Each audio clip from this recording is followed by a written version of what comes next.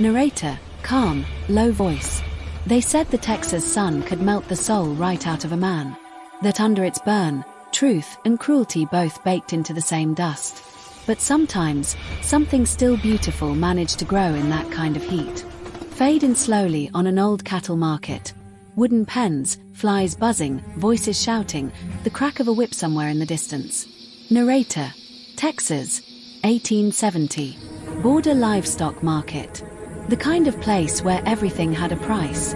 Cattle, horses, and sometimes, people. Cut to close-ups. A row of women slumped against wooden posts, wrists bound, eyes empty. The camera lingers on a little girl, no older than 4, barefoot, her dress torn, clutching a piece of stale bread. Narrator, she didn't look like she belonged there. None of them did. But the world didn't ask who belonged, it just took what it could. The wind picks up. Dust dances around the hooves of restless animals. Narrator, and that's when he appeared. Bo Ryland, 37. Rancher. Loner. A man with a past carved out of storms and graves. A silhouette walks through the heat haze, wide-brimmed hat pulled low, a limp in his right step, boots heavy with red clay dust. Narrator, he came for horse medicine. Not salvation. Not redemption. But fate has its own sense of timing. Cut to a small hand tugging at Bo's coat. Little girl, soft, trembling. Can you take her instead of me? The music pauses. Only the sound of wind remains. Narrator, her voice was small, but it cracked something open in him. Bo kneels, his shadow falling across her sunburned face. Narrator, he looked at the girl, brown eyes too wide for a child so small, and followed her tiny hand as she pointed toward the pens. Cut to a woman slumped against a post. Bound wrists. Split lip. Skin pale with fever. Narrator, her mother. Lena, barely breathing. Skin once golden, now ghost pale beneath the dust. The kind of broken you can't just patch up. The little girl whispers again. Rosita. They said if no one buys her today, they'll take her somewhere bad. Bo's jaw tightens. Narrator, he didn't need more words. He'd buried too much already. His wife 5 winters ago, his daughter 2 months after. The ache never left. It just changed shape. Cut to Bo tossing a leather pouch onto a table. Gold coins spill across the wood. Bo, quietly. I'll take both. The slaver smirks. Slaver. Both. That'll buy you trouble. Cowboy. Bo. I've had worse. The music swells, low strings, hopeful but tense. Narrator. And just like that, he took them. The broken mother. The brave little girl. The first living souls to set foot on his land since everything he loved turned to ash. Cut to the journey home. Narrator. The ride was long. The sky endless. The child pressed against his side, quiet, trusting. Her mother tied gently behind them, unconscious, her breath shallow. The camera pans over the vast plains, sun sinking, a silhouette of 3 souls crossing into the unknown. Narrator. Bo's ranch sat far from town. A lonely stretch of earth hugged by cottonwoods and silence. He built it with his own hands. Buried dreams under the floorboards. And now, it held strangers. He lays Lena in a small blue bedroom. The same one that belonged to his daughter. Her toys still on the sill. Her photo by the bed. Narrator. He laid the woman down like something fragile. Not a slave. Not a purchase. Just someone's mother. The little girl watches. Rosita. She's burning up. Bo nods, quietly fetching water. Narrator. Together, they worked. The cowboy who forgot how to hope, and the child who refused to stop trying. Montage. Bo boiling water, Rosita crushing herbs, the 2 caring for the fevered woman. Candlelight flickers across tired faces. Narrator. For 2 days, Lena slept. Between life and death, she hovered. But on the 3rd morning, her eyes opened. Lena gasps, eyes wild, scanning the room. Lena, hoarse whisper. Where's my daughter? The camera pans. Rosita launches into her mother's arms. Rosita. Mama. Narrator. And for the first time in months, Lena remembered what it was to hold something worth living for. Bo steps back into the doorway, hat in hand, watching quietly. Narrator. He didn't say a word. But something in him shifted. The silence in that house wasn't grief anymore. It was healing. Fade to black. Sound of a scream. Narrator.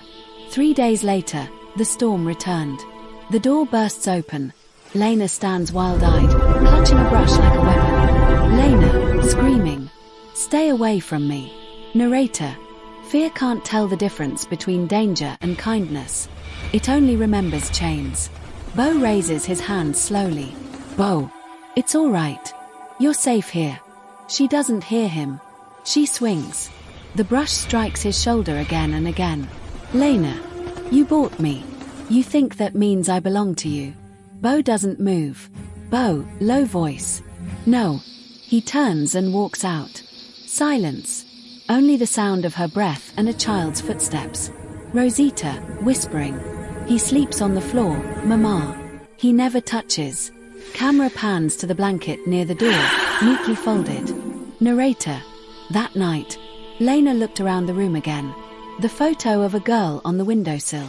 The toys untouched. And for the first time, she began to see the man behind the quiet. Cut to Lena sitting by Bo's bedside, offering a bowl of stew. Narrator. She didn't speak. Neither did he.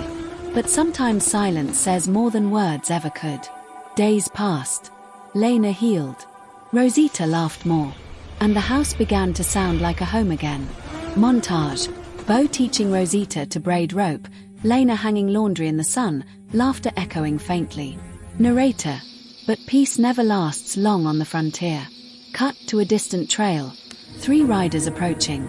Dust rising behind them like ghosts. Narrator. They came for her. The leader, Doyle, tall, cruel grin, holds a paper. Doyle. We're here for a woman named Lena. Property of Mr. Mercado. Bo doesn't blink. Bo. I bought her. Doyle. No, friend. You bought time. Hand her over, and we'll ride on. Bo glances toward the house. The curtains move. Narrator. He knew she was watching. And he knew what he had to do. Bo. Get off my land. A pause. The wind stills. Then, movement. A hand goes for a rifle. Narrator. But Bo Ryland had already lost everything once. He wasn't about to lose again. He pulls a lever on the fence post. A hidden shotgun drops into his hand. The blast shatters the quiet. 1 man falls. The others scatter. Doyle fires, a bullet tearing across Bo's arm. Lena screams from the porch. Rosita cries inside. Bo reloads, fires again. Dust explodes near their horses. Bo, growling. Next shot takes your head off. The men retreat, dragging their wounded comrade, disappearing into the horizon. Narrator. And just like that, the ghosts were gone. But not without leaving new scars. Lena runs to him, tearing his shirt, pressing a cloth against the bleeding wound. Lena.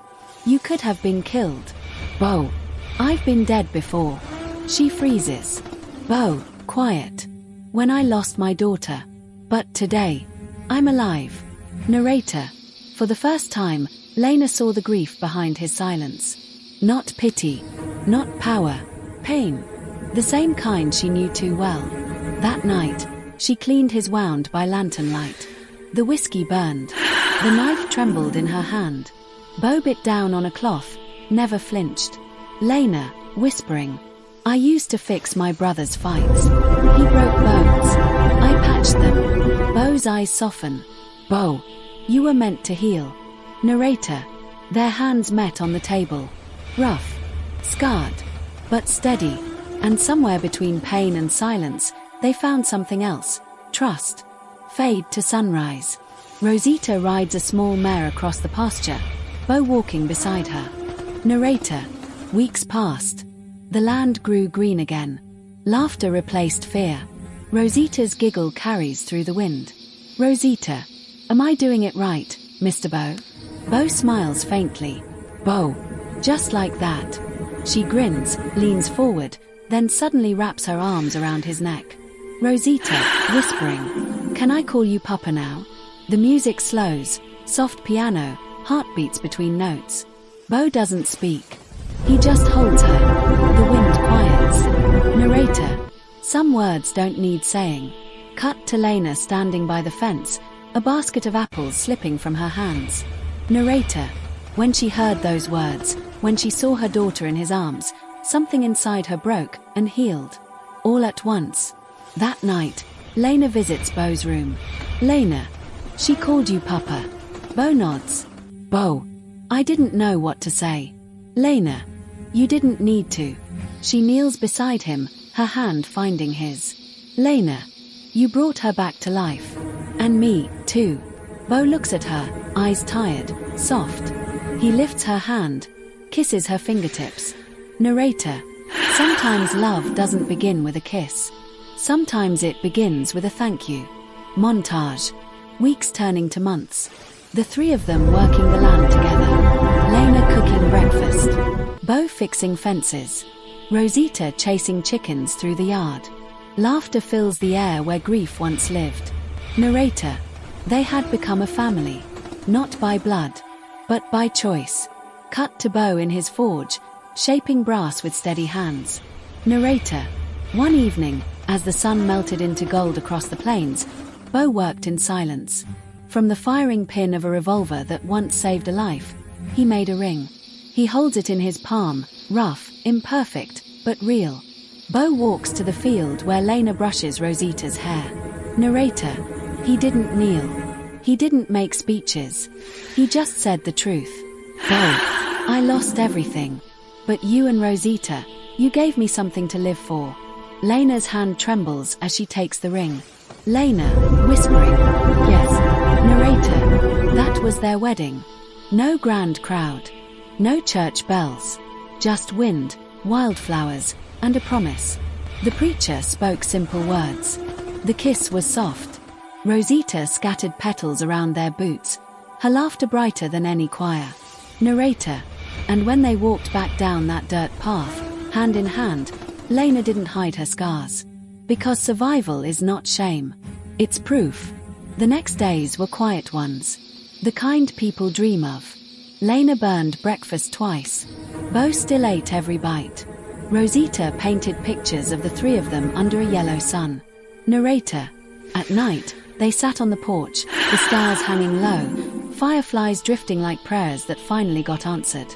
Sometimes Rosita would crawl into their bed and whisper, Rosita, I love you, Mama. I love you, Papa. Lena would cry quietly, smiling through every tear. Narrator. They built a new fence that fall, painted the barn, fixed an old swing, and over the porch, Bo carved a sign in rough wood. Close up, La Casa de Esperanza, the House of Hope. Lena kisses him as he hammers the last nail. Narrator. Hope had finally found its home. Fade to a frosty morning. Lena stands on the hill, eyes closed, whispering to the wind in Spanish. Lena, softly. Gracias. Por darnos otra oportunidad. Thank you. For another chance. Bo wraps his arms around her. Bo. Still scared. Lena shakes her head. Lena. Not anymore. Narrator. Inside, a drawing hangs above the hearth. Three figures hand in hand, hearts drawn on their chests. Beneath it, written in careful script. Camera zooms in slowly on the word, home. Lena's voice echoes softly over the final shots. Lena, voiceover. I was trampled, branded, sold like cattle, forgotten like dust. But he saw more. The little girl who begged him to save me, she gave me life. And the man who stayed silent when others shouted, he gave me a future. I am not owned. I am not broken. I am loved. I am home. The music swells, hopeful, cinematic strings. The sun sets behind the ranch, the sky glowing orange and violet. Narrator, closing. If this story made your heart ache and heal all at once, then you already know, real love doesn't come easy. It comes with grit, with grace, with a hand that doesn't let go. Soft pause. Narrator, gentle tone. What part of Bo and Lena's story stayed with you most? Was it the moment he said, I'll take both? Or when the little girl asked to call him Papa? Tell us in the comments. I read every single one. The music softens. Narrator. And if you believe in love forged through fire, stories of redemption, resilience, and the quiet courage that builds a home, then make sure to like this video, subscribe, and join us here again, where dust settles, but hearts don't. The camera drifts upward over the ranch. The fields of bluebonnets sway. Narrator, final line, low and steady. Because sometimes, in the wildest parts of the West, love still finds its way.